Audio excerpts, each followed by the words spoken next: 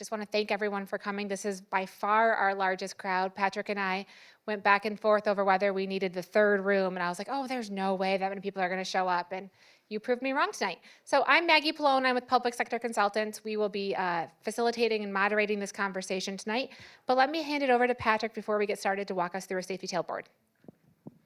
Thank you, Maggie. Thank you, everyone, for coming out tonight. This is a great turnout, and I know several of you have been with us along the journey, whether we had the meetings at the Mecosta Township Hall or down at the Newaygo High School, but we appreciate you being here tonight and for this next step in the announcement here on our hydros. And so one of the things that we do is a safety tailboard at the beginning of our meetings, and we just want to have a presence of mind to be safe, and that's something that, as we've worked with Confluence and their team, that they also have a focus on, and so we appreciate that shared focus. And so we are at the David L. Eisler Center, 805 North Campus Drive. If something does happen and we need to exit and assemble, we're going to go out the doors and then out this front door and assemble in this parking lot over here. So that's where we will assemble at. If we need to shelter in place, we will go through these doors in the front, and there's hallways back in here, and so we can shelter in an interior part of the building. Incident command is myself. If that's my cell phone number up there, in case we need to have that, you're welcome to take that down and call me on this if you have follow-up questions even with the meeting tonight. Rich Houdeman, who is helping direct people out in the other part of the room right now, is another community affairs manager that covers Newaygo County, and he's going to dial 911 for us. The emergency responder, if there is an emergency, the person who will meet the emergency responders is Anna Lee, and she's currently carrying chairs in the back there for us. Katie Carey is going to do CPR. She's in the back there if we need that. Matt Hall is going to grab the AED, which is down the hallway, and then Rick Blumenstock will grab the fire extinguisher, which is down the hallway as well. And then if we do need to leave the room here in a quick fashion, watch out for chairs, other people, cords, that type of thing. And in the event of an active shooter, we run, hide, fight, and tell, and silence our phones. So with that, Rich, I'll give you a moment to introduce yourself if you would like. Like he's the bride. Yeah.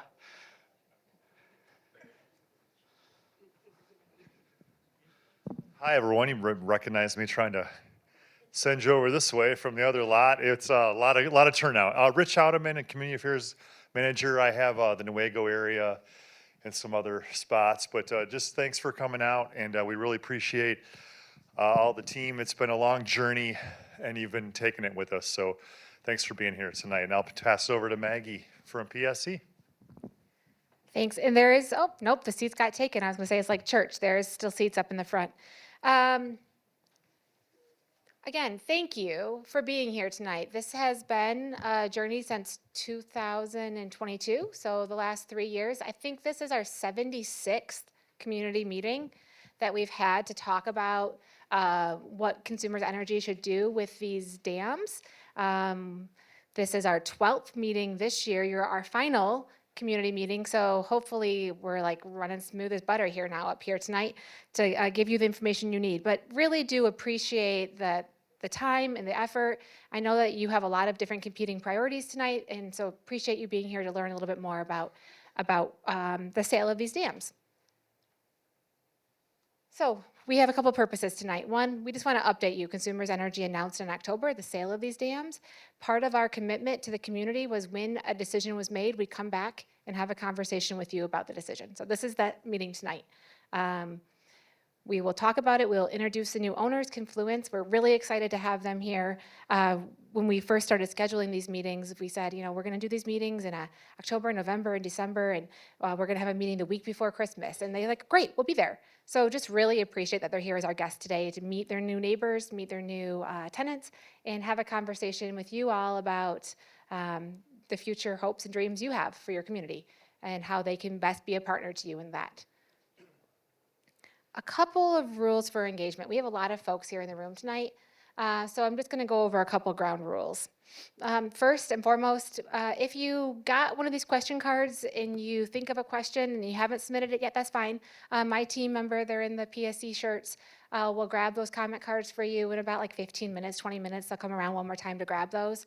It's not the only way that you can ask questions though, so if you don't want to submit your card on a question, there will be, towards the end of the meeting, some opportunity for folks to ask questions with a roaming microphone. But with that, I'm just going to ask everyone to be respectful. There is a lot of different opinions in this room over whether or not sale of the dam, relicensing of the dam, or decommissioning of the dam was the right decision. So your neighbors, your colleagues, your friends are not going to agree with you. I'm just going to ask that you're respectful to all the different opinions that are in this room tonight. If your question isn't pertinent to the sale of these dams, I would ask that you find any one of the dozen of Consumers Energy team members that are here tonight to talk to you about that concern. I just want to make sure we can get through as many questions as we can. And so if you have a question about something not related to dams, please go find one of them and they can help answer your question. Same if your question is very specific to like my property at 1234 Hardy Dam has this thing going on.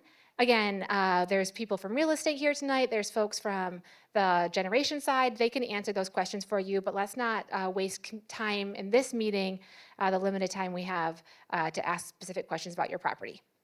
And finally, if you can't be considerate and you can't wait your turn, I am going to ask that you leave.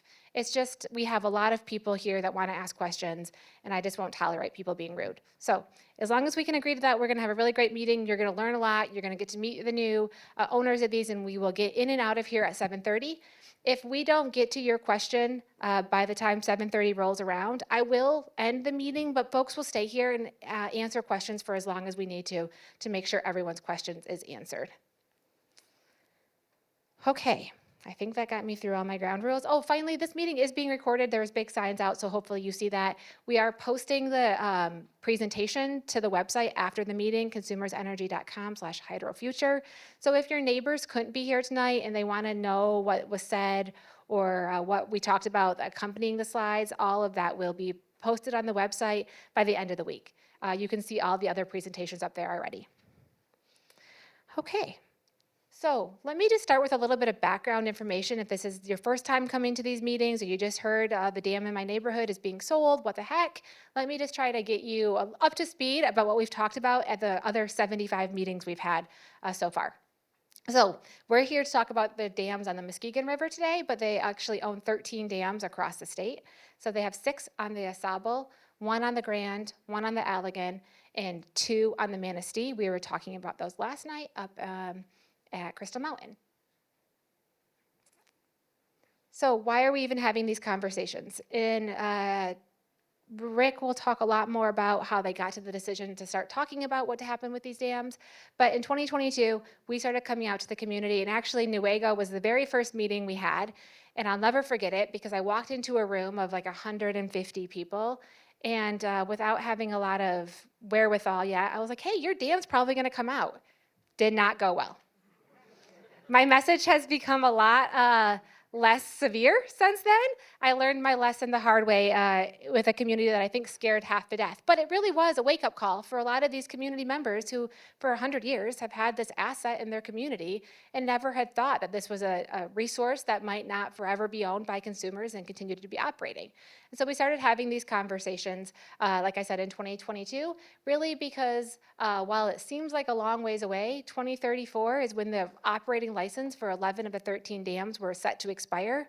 And as you're going to hear tonight, the process for relicensing takes like a decade.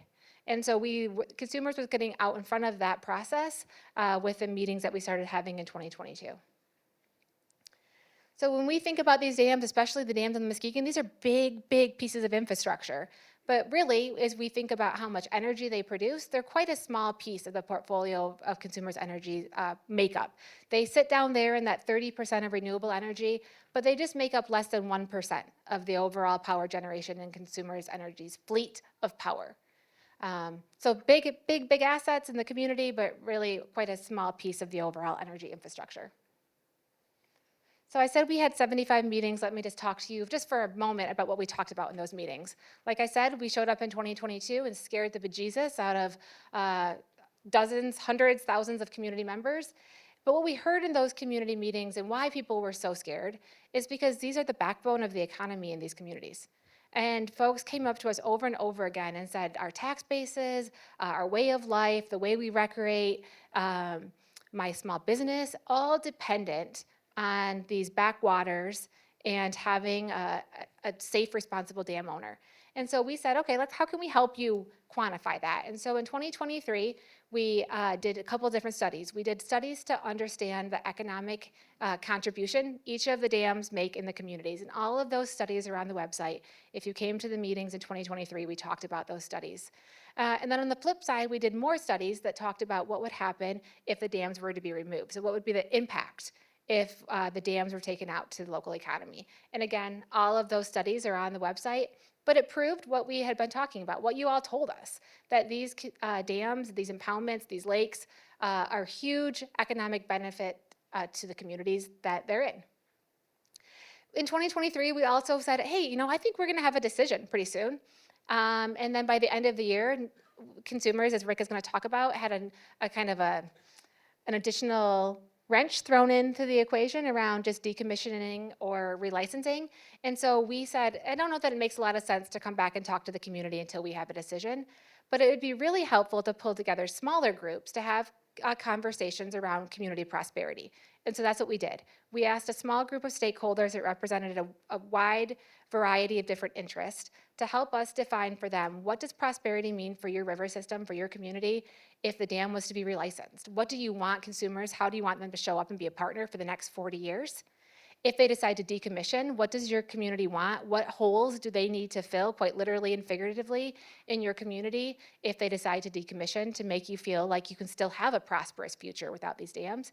And then we said, if they're going to sell these dams, what do you want them to convey to the new owners? What do you want these new owners to know about your community and how you want them to interact and be a partner to you?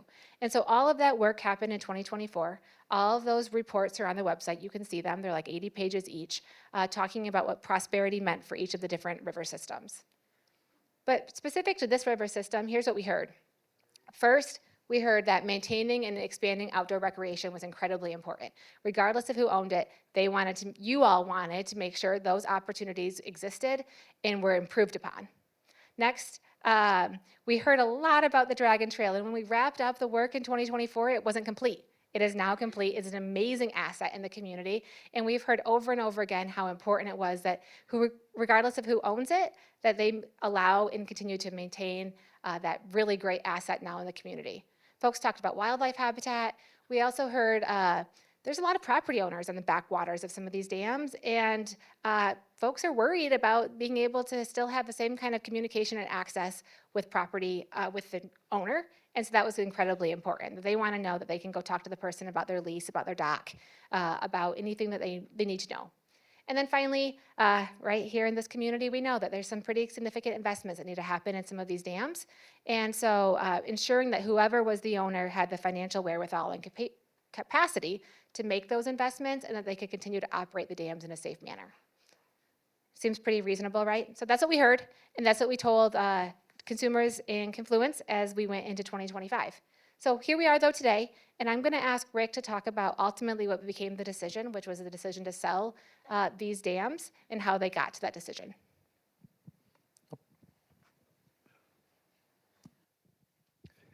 Thank you, Maggie. I'll have to stand instead of sit. So hello, everybody. My name is Rick Blumenstock, and I work for Consumers Energy. And I've done so for 32 years, and love the company and plan to retire there. My title is Executive Director of Engineering, excuse me. I oversee engineering services for a generating fleet.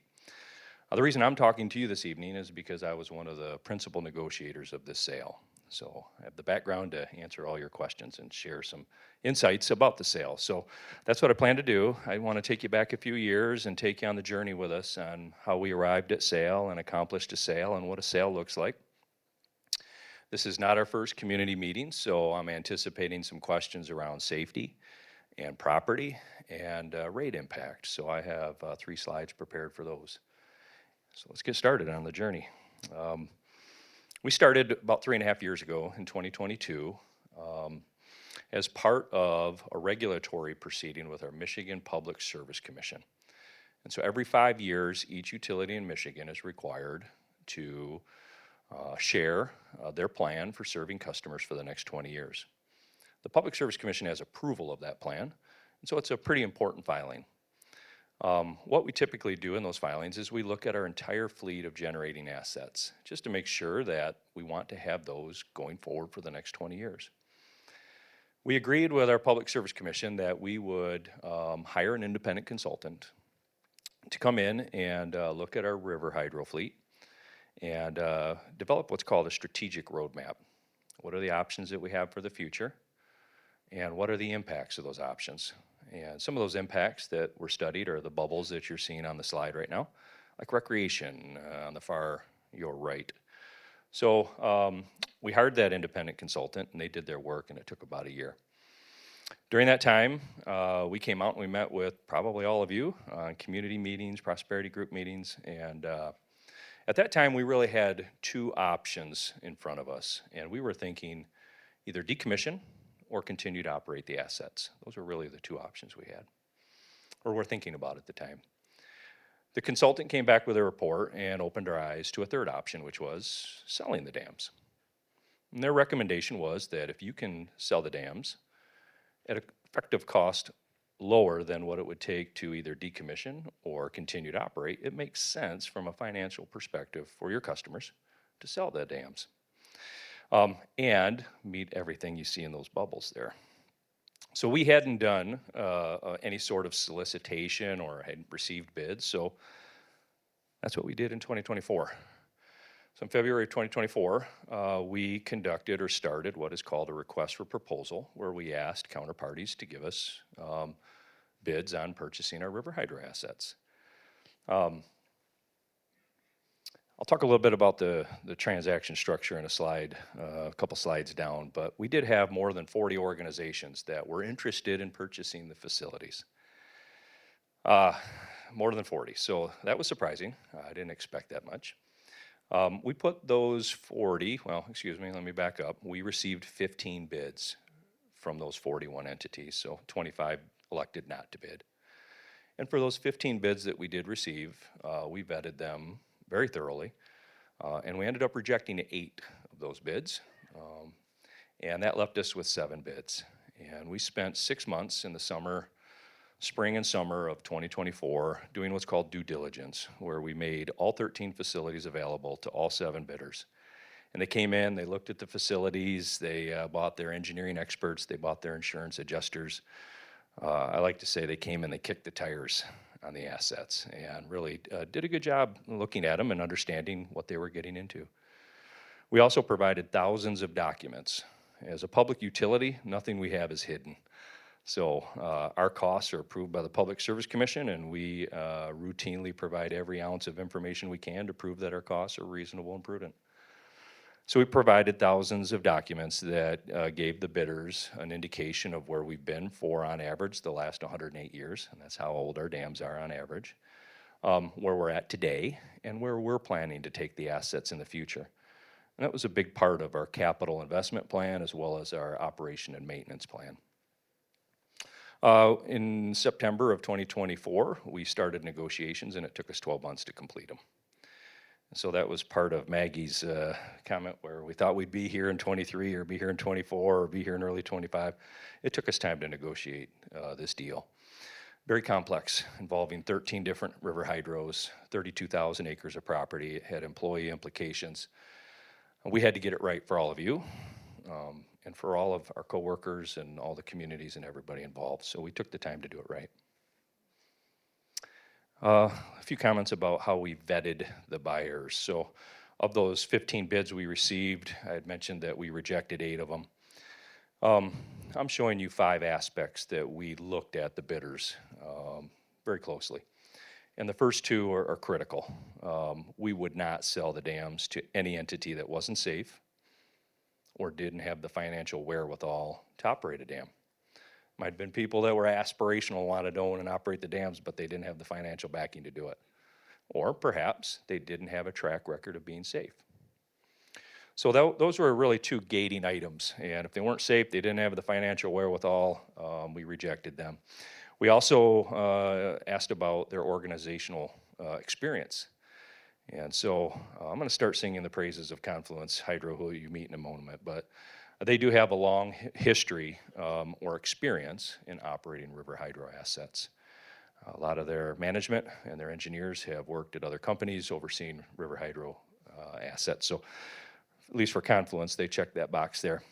We did ask for a public partnership plan in this bid. And that's kind of a unique aspect that I think that isn't common when you buy a generator. What's your public partnership plan? But Consumers Energy for 135 years has been a good corporate partner. And we wanted to put these assets in hands of an entity that would be a good corporate partner. That was critical to us. So they provided us with what their community participation plan would be. All bidders did. And then, of course, there's pricing. That's how you differentiate those that meet all of the four above. And so what does the sale look like? I do want to talk about the structure of the sale. And we did something very unique, and we did it very intentional and very purposeful. So we agreed to receive $1 for each facility. That's just an accounting, you got to receive $1 as part of the sale. But where the financial exchange comes in is in what's called a power purchase agreement. And so that's a 30-year agreement where Consumers has agreed to purchase every megawatt that is produced by the facilities that Confluence is going to own. So it's a 30-year deal. We purchase all production. We did that for two reasons. First, 30 years. It makes sure that whoever buys those assets has long-term incentive to stick around and continue to own those assets. The other thing is that with a 30-year deal for all production that we would pay if they produce, I wouldn't say it's guaranteed, but well, it is guaranteed. We have committed to purchase all that power. So it's a revenue stream that they can count on over the 30 years that the power purchase is in effect. So that's a key aspect to that transaction. You'll hear Confluence Hydro talk about that, and I'll probably mention it a few more times in the rest of my comments here. As you'll see in a couple slides, selling is the lowest cost option for our customers. We developed sophisticated business cases that look at what do rates look like if we sell, or what do rates look like if we decommission, or what do rates look like if we continue to operate. And as part of our filing with the Public Service Commission for approval of this sale, those business cases are presented, and it's a key part of our filing and our request for approval. Two more things. Consumers Energy employees currently dedicated to river hydro operations, they will be offered jobs with Confluence Hydro. So I have about 65 coworkers, some of which are here tonight, that will be offered jobs with Confluence Hydro. And I see some heads nodding, and they're our secret sauce. They're the ones that have kept these units operating effectively and safely for years, if not decades. And lastly, this transaction does involve property. So with these hydro facilities, there's a FERC boundary that encompasses property, and all that property contained within that FERC property will be sold to Confluence Hydro. All right, top of mind, big question, are the dams going to be safe post-sale? And I'll get to the point. The answer is yes. And I've got 4 bullet points to support that as to why. The first is when we vetted the buyers, particularly Confluence Hydro, we really did our homework on them. And the last thing that Consumers Energy wants is to sell these facilities to an entity that won't be safe, because our name will forever be remembered with these assets. And so we did a great amount of diligence, looking at their safety record, looking at the Federal Energy Regulatory Commission documents to see if they've had any past transgressions or issues with FERC. They hadn't. They had good experience of operating safely. And lastly, they provided us with a copy of their owner dam safety program. Now, if you own a dam, you got to have an owner dam safety program, and it has to meet certain requirements that are defined by the government. And they had it, and it was excellent. And so through our vetting, we ensured that they were safe. The second thing is this new term there, whole street energy. That is the company that that Consumers Energy negotiated with. They have a subsidiary, Confluence Hydro, that will eventually own the assets. So they've set up a subsidiary called Confluence Hydro. But Whole Street Energy has successfully in the past had licenses transferred to them, which requires federal government approval for that license transfer. So the federal government, being the Federal Energy Regulatory Commission, they ensure that whoever gets a license is safe and has the financial wherewithal to operate and own the assets. So they've chinned the bar several times, and we expect that they'll chin the bar again. PERC requirements aren't changing. So our safety oversight does not come from the Public Service Commission. They are concerned with our electric rates. The Federal Energy Regulatory Commission is concerned with safety of dams, and their regulations and their oversight will not change as a result of the sale. And lastly, secret sauce, my coworkers. They have made those dams safe, and will continue to work for Confluence Hydro and continue to make them safe. So let's talk a little bit about the financial impact.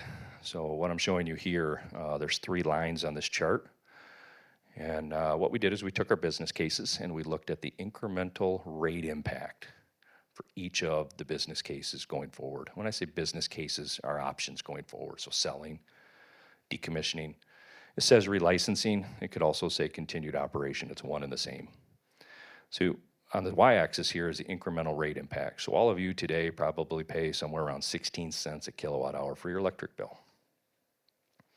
And what I'm showing here is how much that 16 cents will go up as a result of whatever option we choose. As you can see, the blue line, which is related to sale, is the lowest cost from an incremental rate impact perspective. So it's the lowest cost path forward for our customers. Better than decommissioning or relicensing, which is a key reason why we selected sale. Last thing I want to point out on the slide, it's kind of hard to see. If you look at the y-axis, the numbers are pretty small. So you see in the first 5 years of our contract, this power purchase agreement that we'll have with Confluence Hydro, the rates will go up 0.07 cents. So if you think about it, you're paying 16 cents and it'll go up 1/15 of a penny. So it'll be a very small increase in rates. A big piece of that is, as Maggie pointed out earlier, this is just a small portion of the energy that we need to supply our customers. So it's less than 1% of what we need for our customers. So.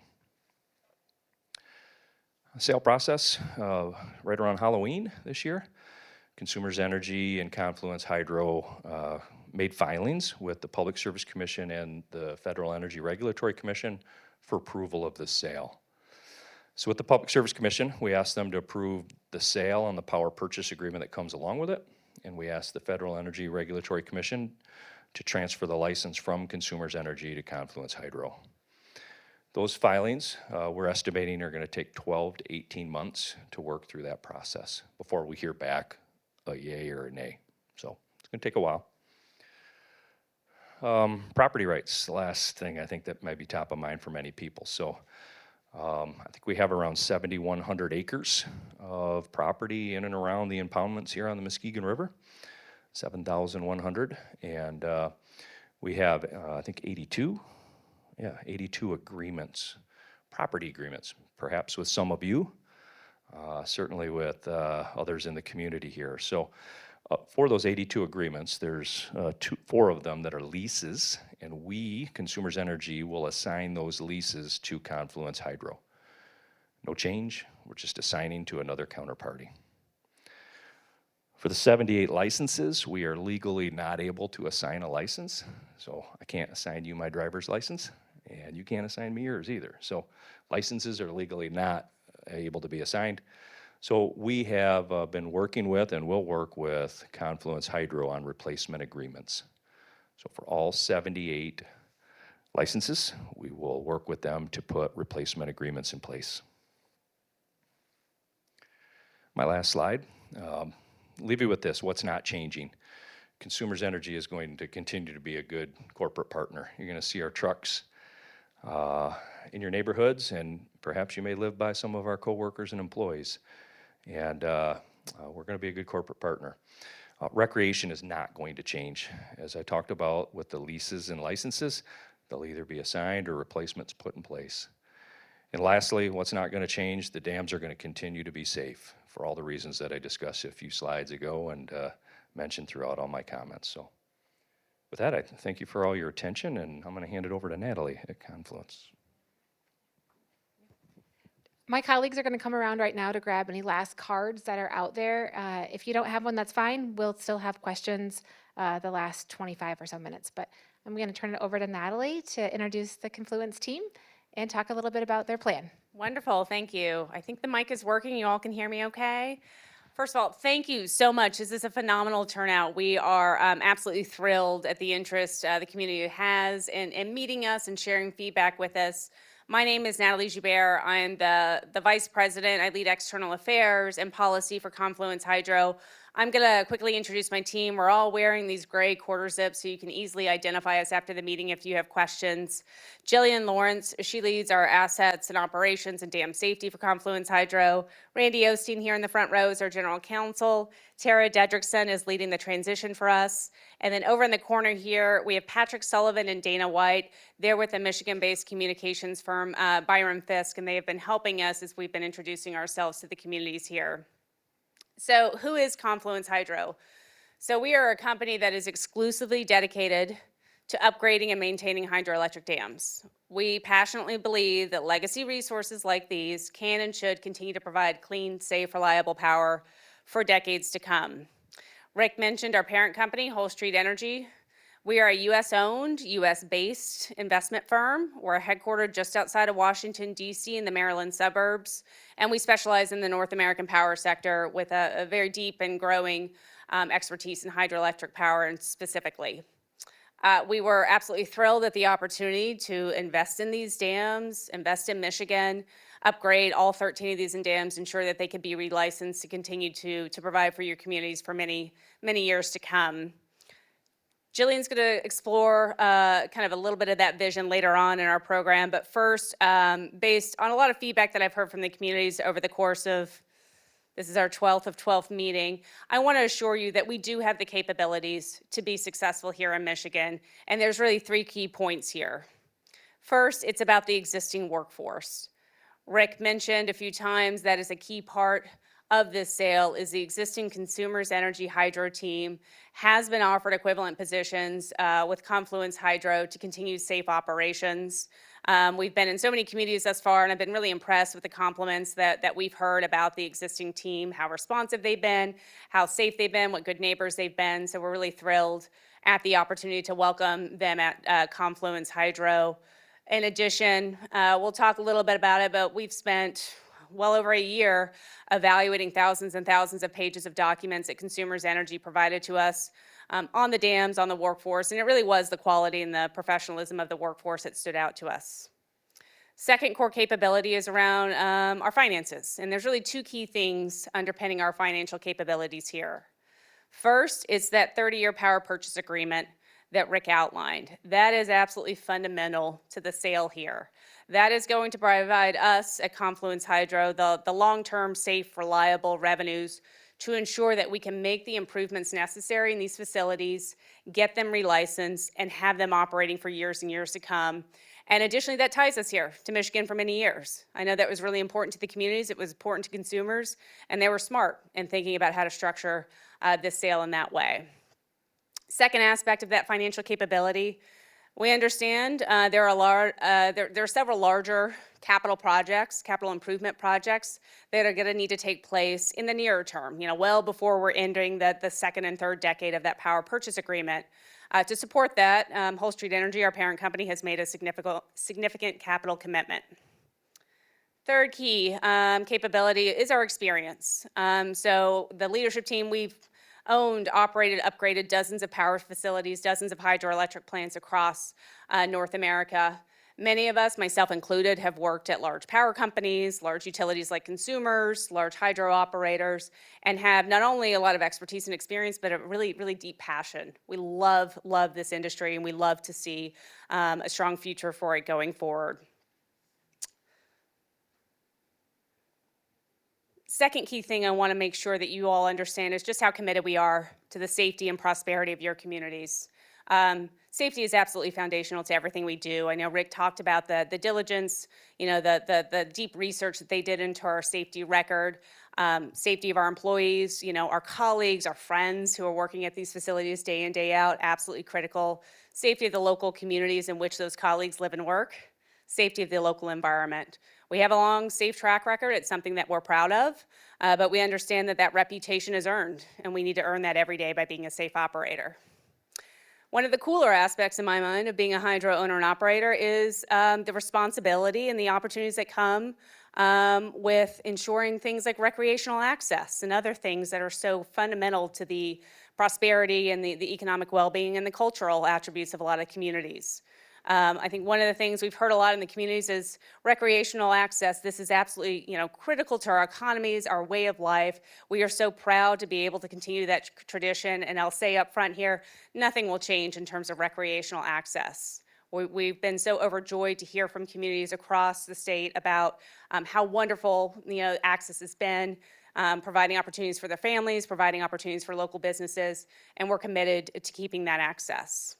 The other thing that we have experienced doing is working with communities on other types of opportunities that we can be more integrated into the communities, provide benefits, things like working with local universities. We're at a local university today. Are there opportunities in terms of internships that we can offer to ensure that we're developing the next generation workforce and providing good paying opportunities for those students in their future? But truly, when we talk about community engagement, we're really here to listen to you. It's been such a phenomenal opportunity for consumers and Maggie and her team to have set up all of these community meetings for us so that we can introduce ourselves. But really, the reason we are here is to hear from you. What are your questions? What are your hopes? What are your aspirations? We're still at least a year out from being the owner, so I would ask that you understand that we may not have all of the answers to your questions, so please provide us a little bit of grace. But what I will commit to is we will have an open and ongoing dialogue. Once we are the owners, we'll make sure that we have the proactive systems of communications. We'll have people here, just like you've had all along with the consumers team, to make sure that your feedback is heard and your questions are answered. So with that, I'm going to hand it over to Jillian to talk a little bit more about our vision here.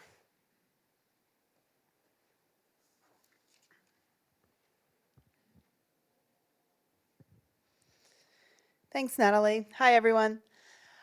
So I can't stress this enough. We've heard Rick talk about safety, looking at our safety track record. You heard Natalie talk about it, but I'll say it one more time. At Confluence Hydro, safety is foundational to everything we do. And it's not just a company motto. It's actually a personal commitment that I have, a mindset that I bring to my personal work every day. And it starts at the very beginning of when I was a new engineer coming out of school. The first role that I had was working for, as a regulator in the state of New Jersey's dam safety program. And it was in that role that I was responsible for 1,800 dams and ensuring public protection from them.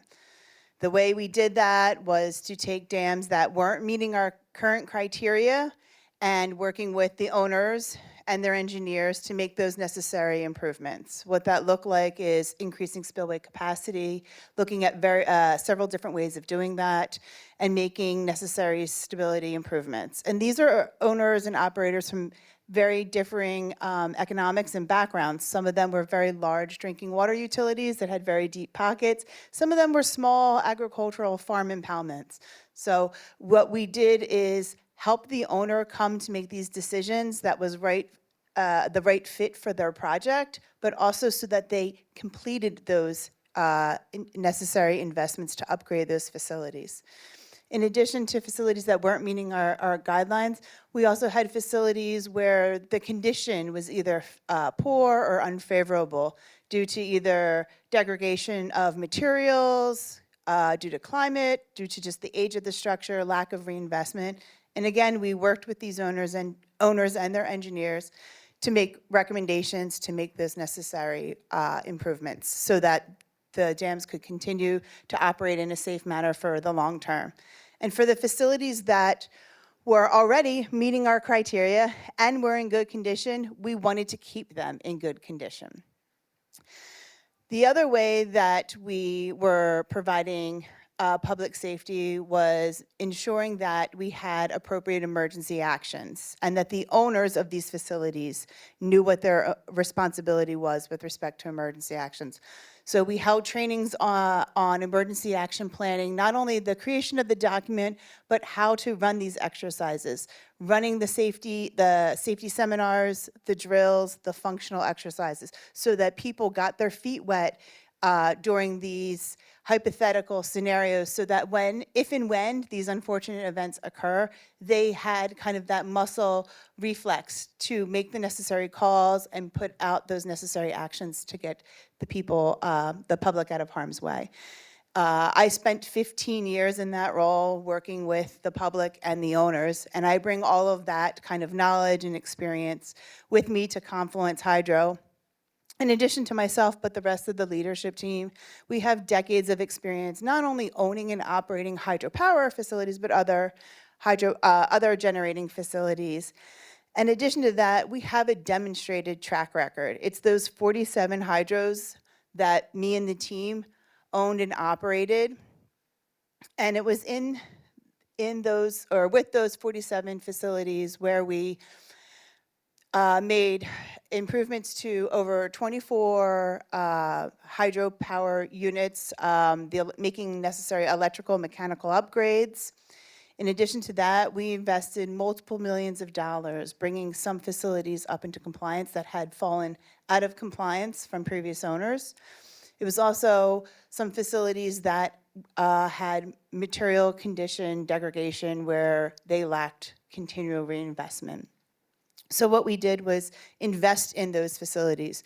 We worked to bring those dams into compliance, looking at upgrade spillway capacity opportunities. We also made reinvestments into structural stabilities for other water retaining structures like concrete forebays, spillway overlays, et cetera.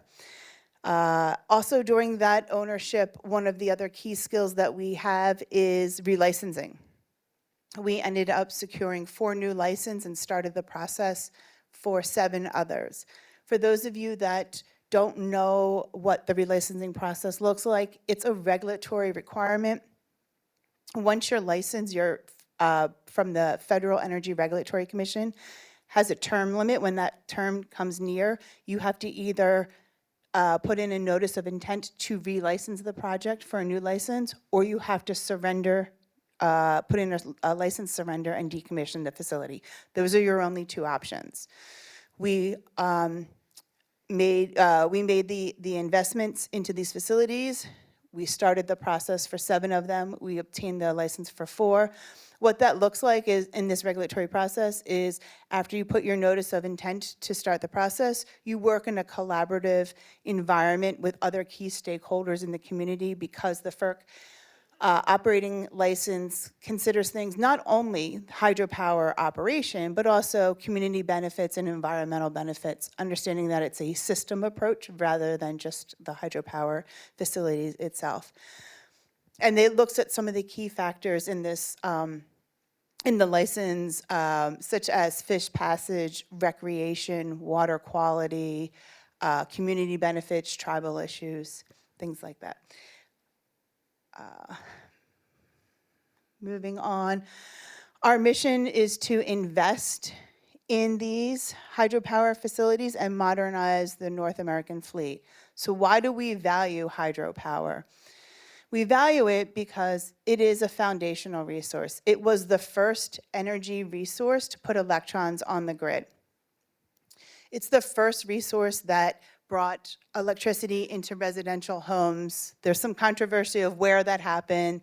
Some say New York, some say Appleton, Wisconsin. I've heard Grand Rapids on the tour, I've heard Traverse City. Regardless of where it is, it significantly impacts our future of how we able to move forward. It also supported industrialization, right? It took those old textile mills that were producing work mechanically and allowed them to produce work with electricity, allowing really for us expanded not only industrialization, but to expand into technology and advancement.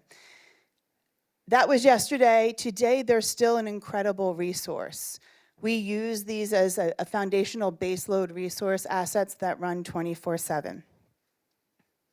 So our vision here is to improve these hydroelectric facilities so that they can continue to provide the safe, reliable power, electricity to the grid for future generations.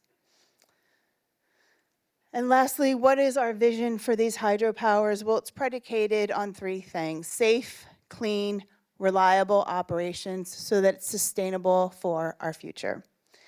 And specifically, what that means for these facilities, we're looking into relicensing these facilities. We're committed to relicensing not only these few facilities, but all 13. We have a strong desire and passion to see these resources continue their life, right? To continue into the next 30, 40, 50 years and beyond. But with that, it means we have to come into the process with our eyes wide open. We're looking to make those necessary investments. When Rick talked about us coming out and having access to thousands of documents during the due diligence process, coming out and looking at the facilities, kind of kicking the tires, what we also did is not only did we do this by ourselves, but we hired independent engineers to come with us because we knew that there are some challenges and there's some significant investments that need to be made so that we can go into this, not just to get a new license, but so that we can do it in a safe manner and so that they're safe for these next 30, 40, 50 years and beyond. In addition to that, we're looking to make improvements into the powerhouse. So not only are we going to make the necessary civil works improvements, we're looking to make improvements in the powerhouse. What that means is making electrical upgrades and mechanical upgrades. These facilities were built 70 to 100 years ago. They don't operate the way that they were originally designed. Some have had changes in head, some have had changes in flow, some of it both. What we're looking to do is to put the right equipment in so that we use the same amount of water, so that same water drop comes in and we can extract a little bit more energy, but under the same operations. We're not looking to make any changes to the way we operate. We're not looking to make any changes in the amount of water that we're flowing, but to put in the right size of equipment for present day because we don't operate in the same manner that we used to over 100 years ago. And lastly, we are looking to I guess pretty much that covers it, but safe, clean, reliable. We're looking to make the investments. We're committed here. We're looking forward to future conversations with you, as we come to take ownership. And with that, thanks for the time. Thanks for coming out. With that, I'll pass it back to Maggie. I want to end with just, again, expressing my gratitude for everyone. We've been in this process for a long time. I hope you were able to leave tonight feeling a little bit more confident that the dams that you have grown to love and the impoundments in your way of life is going to continue with safe new operators. If you did not get your question answered, please, we'll be here for a little bit longer to answer those questions. Drive safe, travels, happy holidays. Thank you.